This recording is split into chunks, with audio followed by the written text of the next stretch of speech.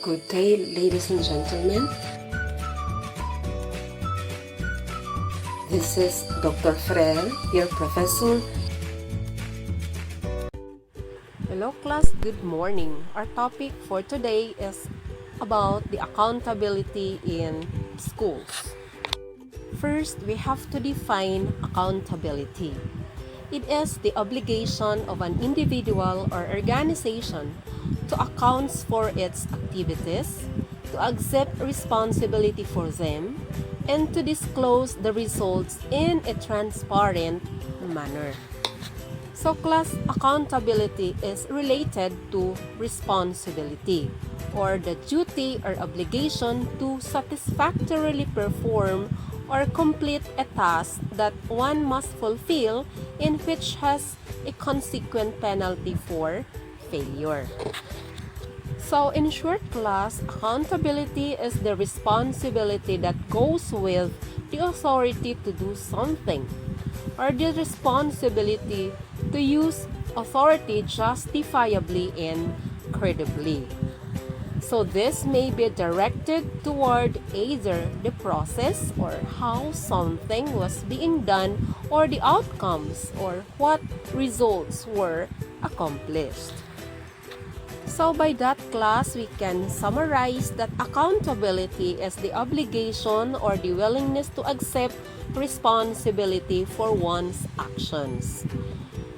To be accountable means to be answerable for one's actions and be liable for their consequences. For example, class, for public officials and civil servants, Republic Act 9155 or the Governance of Basic Education Act of 2001 emphasizes the importance of accountability, and it specifically provides for school performance accountability. So we have two concepts concerning accountability: the procedural accountability and the consequential accountability. So how these two differs? When we say procedural accountability, it is one that has been delegated the authority to engage in some activity, then one is responsible at the least for conducting the activity properly. So the prevailing expectations that guide how the activity should be conducted. So this is more with procedural accountability. While on the other hand, class, the consequential accountability is the responsibility for the consequences or the results of one's actions, whether positive or negative, and whether it is intended or not. So, for example, for the education sector, it is actually results driven. So this is more with consequential accountability because schools were being measured on how its products were provided with the quality education expected from the school. In this case, class, accountability is essentially evaluative. This is because a school's operations should provide internal self-correctives in the system to identify, diagnose, and change courses of action that are harmful or ineffective.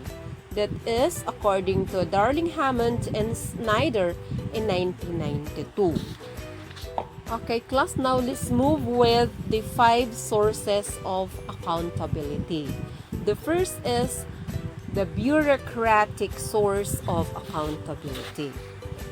This uses hierarchic structure and authoritative superior-subordinate relationships to enforce compliance with rules and regulations. By this source of accountability, values promoted includes equitable resource allocation, equal access, planned management, uniform or standardized operations. However, This poses major weaknesses such as unresponsive. This is unresponsive to individual client needs, or it minimizes professional autonomy and creativity of personnel, because this is more with the enforcement of compliance with rules and regulation and very minimal participation of the subordinates and the accountability process. Second is the legal source. This uses statutes to direct compliance and use of suits or injunctions to obtain redress for violations. So, this also promoted some values such as establishment and enforcement of legal rights, maintenance of rights via a formal avenue of complaint. However, this also poses some weaknesses such as the cost of monitoring compliance and its reliance on punishment to induce compliance, and this might include adversarial process because of some violations that might be committed in the process. Then class, the third is the professional source. In this case, it uses review by professional peers using the standard of accepted practice within the profession.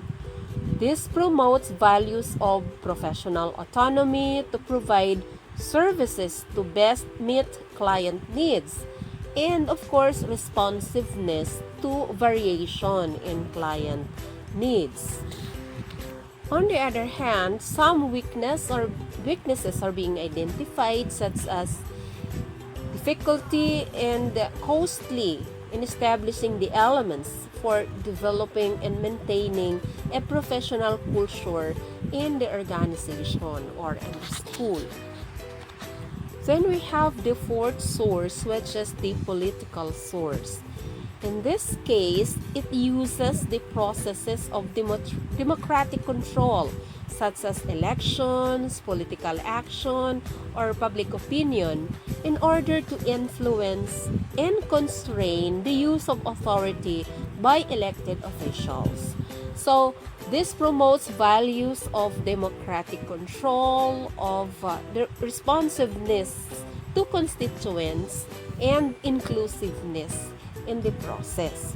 However, some weaknesses are being identified in this case, such as public expectations may be vague, so those who rule, or we have unclear or unwieldy and diverse pluralistic communities. And then the last one is the market-based source.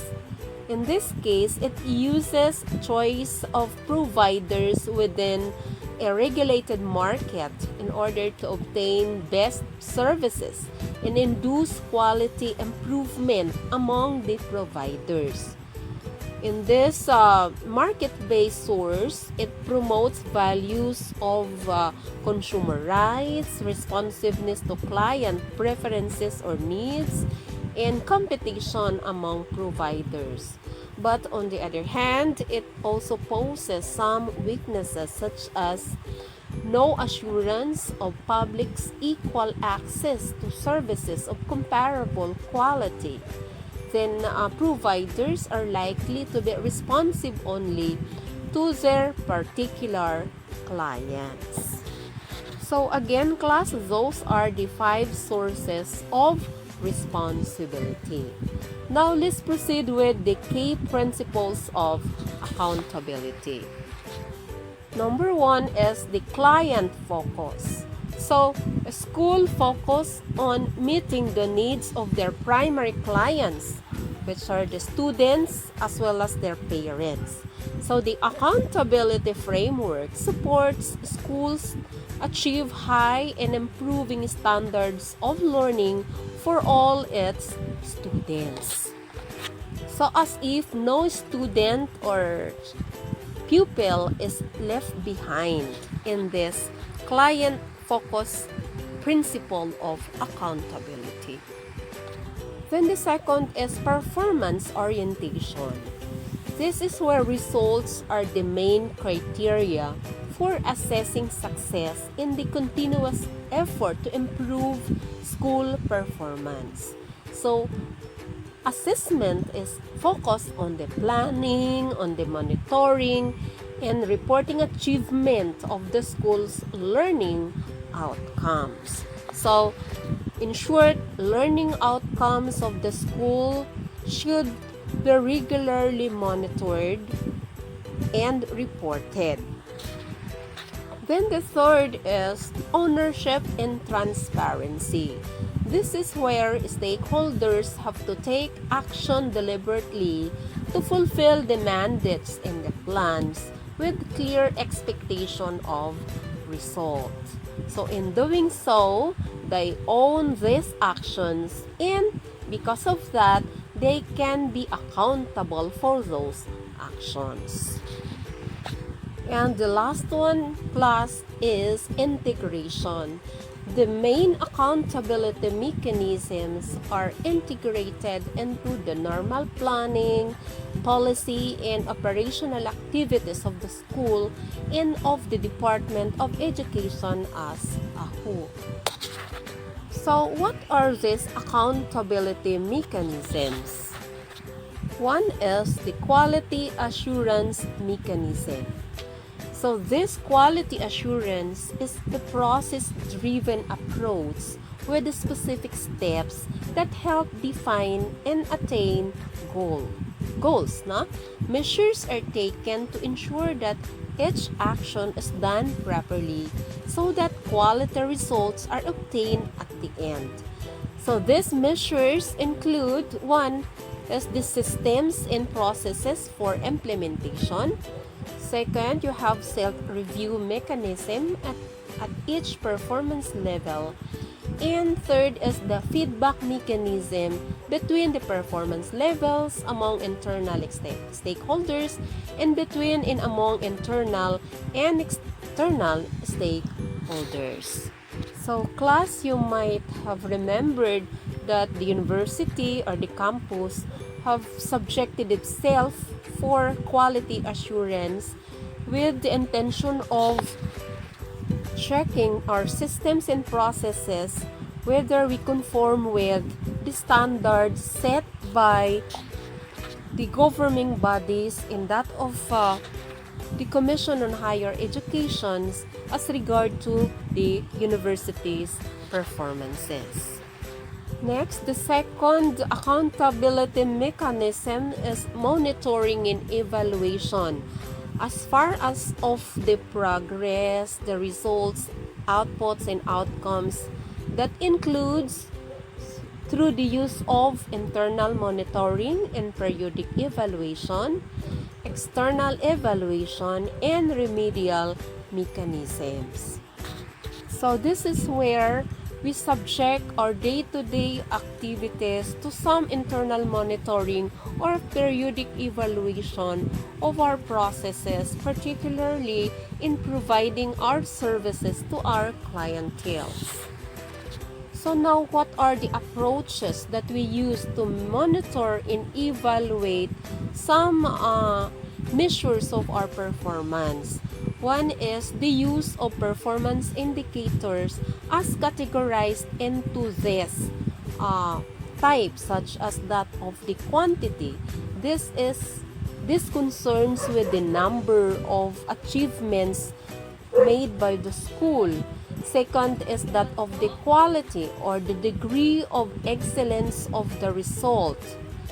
Third is that of the time. So we have to examine whether our results were achieved within the specified time limits. And fourth is through the client satisfaction. This is, we're going to determine whether it is acceptable, the results are acceptable to our clients. So what is our biggest challenge Our biggest challenge is quality education for all will be our biggest challenge and also our greatest hope. This according to Koichiro Mastura, the Director General of the UNESCO. So what needs to be considered? Teachers should be accountable for their performances. We need teachers' accountability. It's because all students have the right to a quality education. As what Subaida Halal have said, the Education Minister of Pakistan, that there is little hope of advancing the quality aspects of education unless the teacher revives commitment to his or her profession and also given a place of honor and recognition in society. So what is this quality education we are talking about?